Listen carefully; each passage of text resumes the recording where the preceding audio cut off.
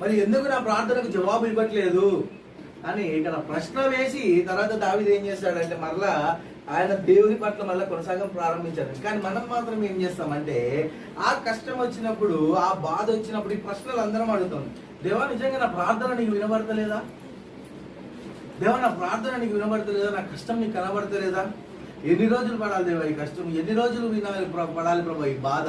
నా నుండి ఈ బాధను తొలగించండి, నా నుండి కష్టాన్ని తొలగించండి, నా నుండి ఇబ్బందులు తొలగించండి దేవా.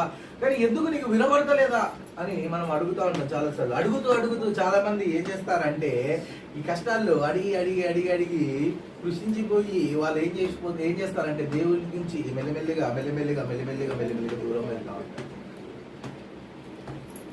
కష్టాల గురించి మీరు దేవుడికి చెప్తూనే మీరు ఒక ప్రశ్న దేవుడిని అడుగుతారు. ఏమని అడుగుతారంటే, నువ్వు నా ప్రార్థనకి జవాబు ఇయ్యవా అని అడిగి ఏం చేస్తామంటే ఆ జవాబు ఇచ్చేలోపు మనం ఆగదు కదా.